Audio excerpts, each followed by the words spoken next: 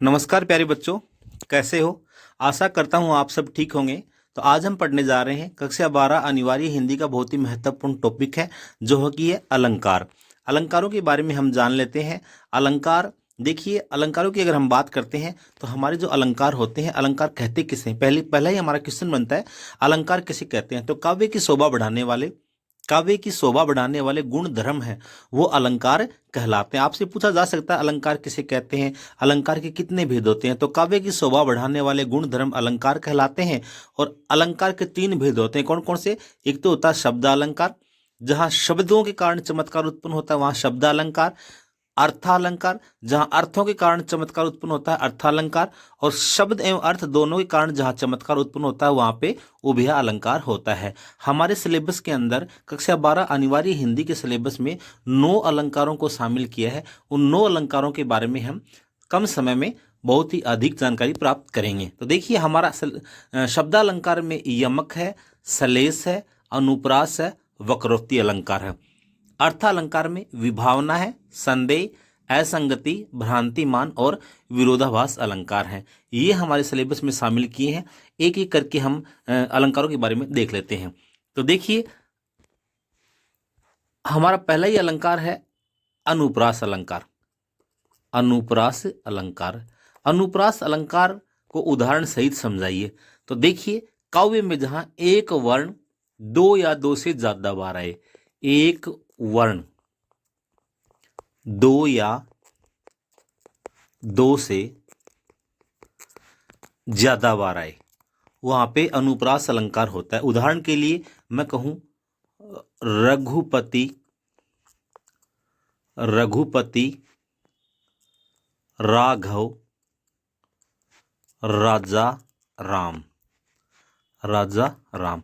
यहां पे आपने एक चीज नोट की होगी, यहां पे रे आ रहा है, यहां पे भी रे आ रहा है, यहां पे भी रे आ रहा है, यहां पे भी रे आ रहा है। इसका मतलब ये एक वर्ण, कौन सा वर्ण है, ये रे वर्ण है।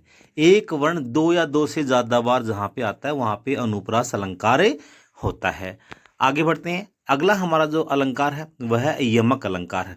देखिए यमक अलंकार, यमक का शाब्दिक अर्थ प्यारे बच्चों जोड़ा होता है। और जोड़ा कभी भी एक का नहीं होता, जोड़े के अंदर दो तो कम से कम होने अनिवार्य है। दो यहाँ पे क्या होंगे, यहाँ पे शब्द होंगे। क्या होंगे, शब्द होंगे। यानी जिस काव्य में जहां दो या दो से अधिक शब्द आए, उनके अर्थ अलग अलग निकले। शब्द कितने आएंगे, दो या दो से अधिक, लेकिन उनके अर्थ क्या है, अलग अलग निकलेंगे, वहां पे यमक अलंकार होगा। यमक अलंकारों की अगर हम एग्जाम्पल की बात करते हैं, उदाहरण की बात करते हैं, तो जैसे सजना है, सजना है मुझे सजना के लिए, सजना के लिए। देखिए सजना शब्द एक ही आया है, सजना शब्द एक ही यहाँ पे आया है। सजना है, इस सजना का अर्थ तो तैयार होना है। सजना है अर्थात तैयार होना है मुझे सजना के लिए, अर्थात प्रिय के लिए, पति के लिए। तो यहाँ पे एक शब्द दो या दो से ज्यादा बार आया है और दोनों के अर्थ अलग अलग निकल रहे हैं, वहां पे यमक अलंकार होता है। यमक अलंकार के अन्य उदाहरण अगर हम देखें, आंख लगती है, आंख लगती है, तब आंख लगती ही नहीं, आंख लगती है, आंख लगती है, दो बार आया है, अलग अलग आया है। तो पहली जो आंख, आंख लगती है अर्थात जब हमें किसी से प्रेम होता है, आंख लगती ही नहीं, तब नींद ही नहीं आती है। तो यहाँ पे दोनों का अर्थ है वो अलग अलग निकल रहा है। ठीक इसी प्रकार काली घटा का घमंड घटा। तो देखिए काली घटा, यहाँ पे काली घटा का घमंड घटा, यहाँ पे पहली घटा है वह बादलों के समूह के लिए आया है, और दूसरी घटा का जो अर्थ है वह कम होने के लिए आया है। ठीक इसी प्रकार अगला हमारा एग्जाम्पल है, तीन बेर खाती थी वे तीन बेर खाती है। तीन बेर, तीन बेर ये दो बार आया है।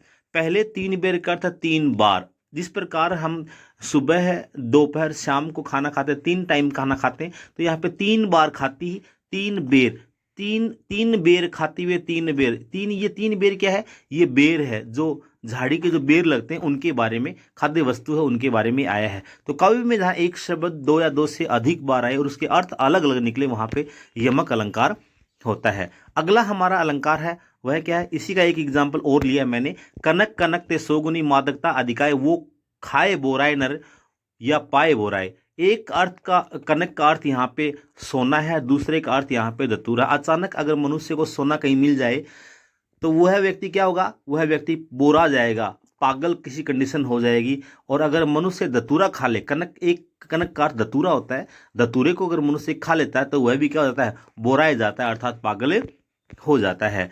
इससे अगला हम देखते हैं, अगला अलंकार हमारा सलेस अलंकार है। तो देखिए सलेस का शाब्दिक अर्थ चिपकना होता है। काव्य में जहां एक शब्द एक बार आए, यमक में तो एक शब्द दो या दो से ज्यादा बार आता है, लेकिन यहाँ सलेस में एक शब्द एक बार आए, उसके अर्थ अलग अलग निकले, भिन्न भिन्न परिस्थितियों में अलग अलग निकले, वहां पे सलेस अलंकार होता है। और इसका एग्जाम्पल जैसे मान लीजिए हम ले लेते हैं, भिखारिन भिखारिन को देख पट देती बार बार। प्यारे बच्चों, आपका दिमाग यहाँ पे इन बार बार पे गया होगा। बार बार शब्द दो या दो से ज्यादा बार आया, दो बार आया है, लेकिन यमक अलंकार ये कहता है काव्य में जहां एक शब्द दो या दो से अधिक बार आए और उसके अर्थ अलग अलग निकले, वही यमक होता है। लेकिन इस बार बार का अर्थ एक ही निकल रहा है, तो यहाँ पे यमक अलंकार नहीं होगा, ये तो पुनरुक्ति प्रकाश अलंकार हो जाएगा, जो कि हमारे सिलेबस में नहीं शामिल किया गया। भिखारिन को देख पट देती बार बार। तो देखिए भिखारिन को देख, भिखारी को देख करके पट देती बार बार। यहाँ पे ये पट जो शब्द आया है, इसका एक अर्थ तो निकल रहा है यहाँ पे दरवाजा, दरवाजा, और दूसरा अर्थ यहाँ पे निकल रहा है वस्त्र, दूसरा हमारा अर्थ निकल रहा है वस्त्र। मान लीजिए कोई भिखारी आता है, कोई कंजूस व्यक्ति होता है, तो वो तो बार बार दरवाजा बंद करता है कि भग जा यहाँ से, भग जा। और अगर कोई दानी व्यक्ति है तो वह क्या है, उनको वस्त्रों का दान करता है कि ले जा भाई, ठीक है ना। तो ठीक इसी प्रकार हमारा जो ये सलेस अलंकार है, इसमें एक शब्द दो या दो से ज्यादा बार आएगा, एक शब्द एक ही बार आएगा, सॉरी, और उसके अर्थ हैं वो अलग अलग निकलेंगे। ठीक इसी प्रकार हमारा अगला एग्जाम्पल है, पानी गए न उबरे, रहीमन पानी राखिए बिन पानी सब सून, पानी गए न उबरे मोती मानुस चून। ये पानी शब्द एक बार आया है, लेकिन यहाँ पे मोती के लिए इसका अर्थ निकल रहा चमक,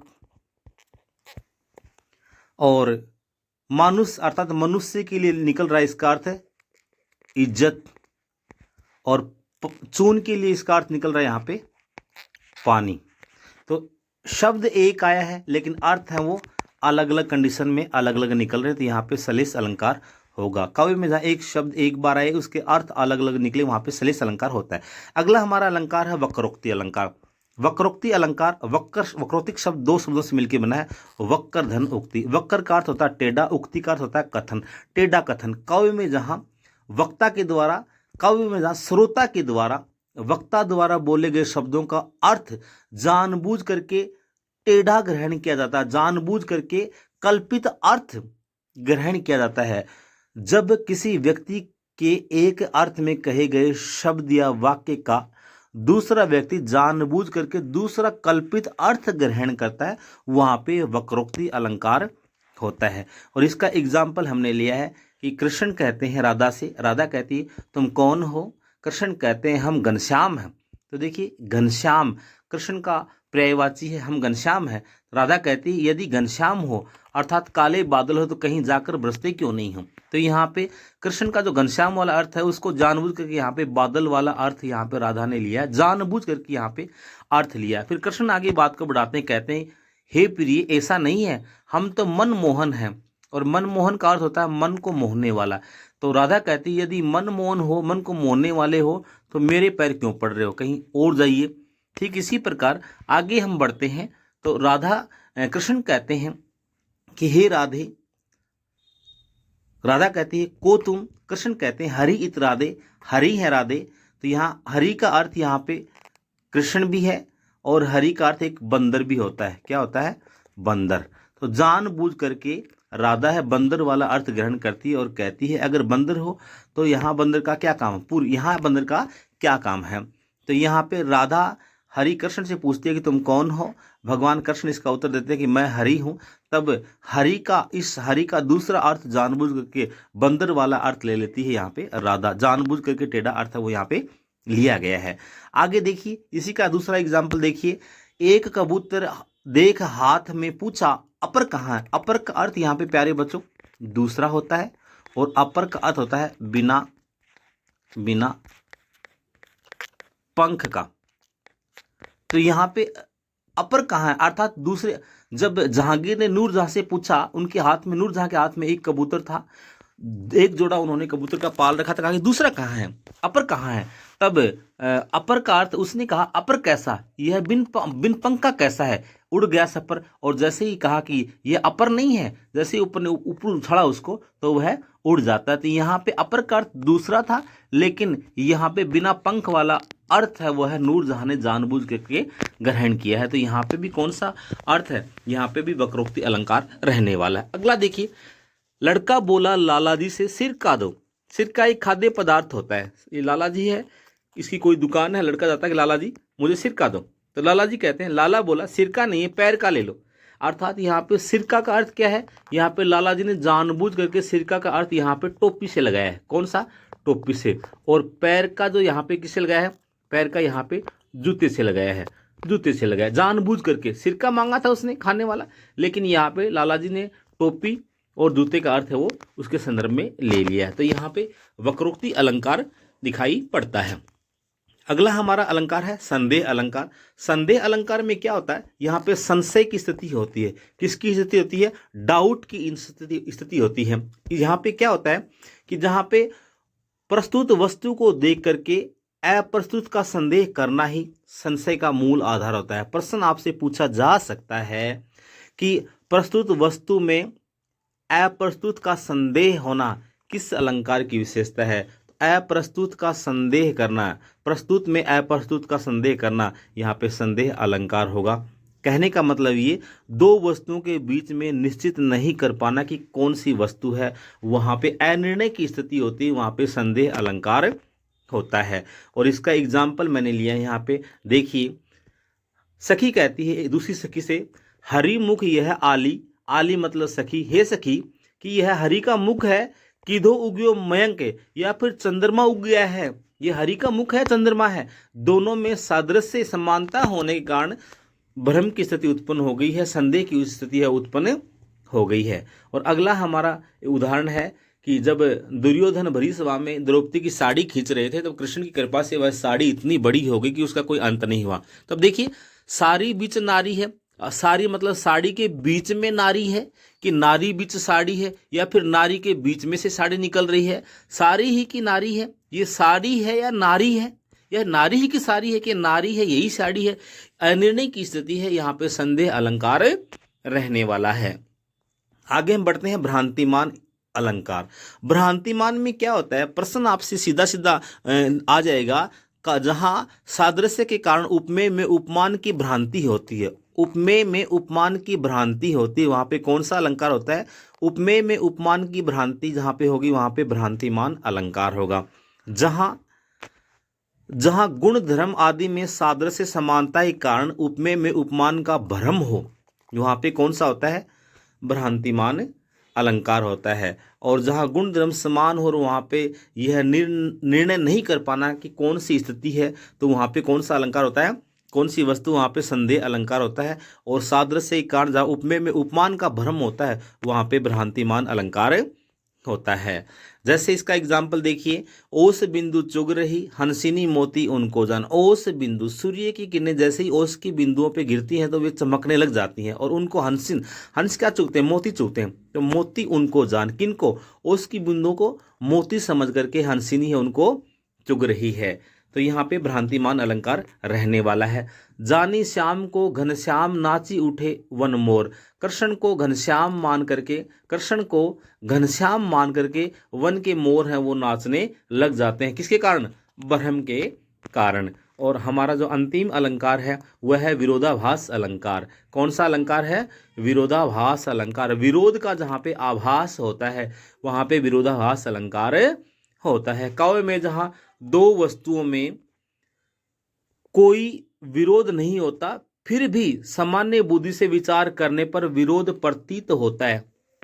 विरोध नहीं होता है लेकिन विरोध प्रतीत होता है, वहाँ पे विरोधाभास अलंकार होता है। और इसका एग्जाम्पल मैंने हमारी पाठ्य पुस्तक जो कि अनिवार्य हिंदी हरिवंश राय बच्चन जी के द्वारा रचित जिसमें आत्म परिचय, वहाँ से मैंने एग्जाम्पल लिया है। तो देखिए, शीतल वाणी में आग लिए फिरता हूँ, मैं निज रोदन में राग लिए फिरता हूँ। शीतल वाणी, शीतल, शीतल मतलब ठंडा, आग, ये दोनों एक साथ में प्यारे बच्चों नहीं रह सकते हैं।